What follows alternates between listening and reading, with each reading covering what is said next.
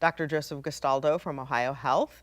And our team of experts joins us this morning with more on what we need to know about this variant. Good morning, Dr. Gastaldo. Thanks so much for joining us today. Good morning, Tracy. Thanks for having me. All right, so what do we need to know about this Omicron variant and the symptoms? Yeah, so the first big thing really is to take a peek back. What we really have going on still is the Delta variant. The Omicron variant is still the same virus that we've been living with now since 2019. And this virus's symptoms are essentially the same. They may be a little bit different. What we're seeing in people who are fully vaccinated, when they get post-vaccination infections, the symptoms may not be as severe. So again, when you look at the symptoms of the Omicron variant, it's like any other respiratory virus. But however, the best tools we have is still to get vaccinated. And can you talk about the variants? I mean, viruses mutate. So can you explain to people why we are seeing these sorts of changes?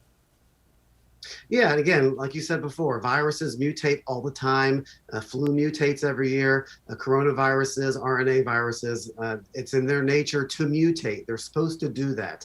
Now, there are three unanswered questions with the Omicron variant that I want to know, and I think we'll have more answers on it. Number one, is it more contagious? Is it more transmittable?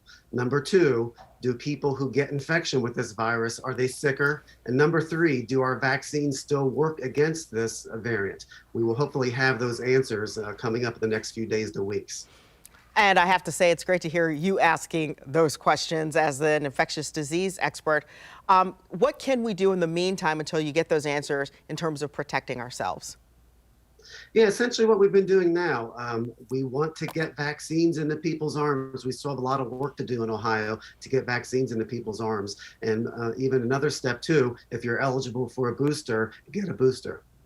And then can you talk about the research that's available on protection against this variant, maybe even something else we've been talking about this morning, and that's the antiviral pills that are going to be discussed later this week? Yeah, so tomorrow the FDA will be reviewing the clinical trial information on Merck's molnupiravir. The preliminary press release from it is that people who get it have a lower chance of being hospitalized. We're also going to hopefully have the availability of the Pfizer antiviral pill, Paxlovid, hopefully by the end of the calendar year. Now, these pills, you can think of them really as a Tamiflu for COVID-19. However, they are not a replacement for a vaccine. These tools we have in the box for outpatient right now are only monoclonal antibodies. Those are quite challenging to get out. So having pills available will be much easier to really get into people who have COVID-19.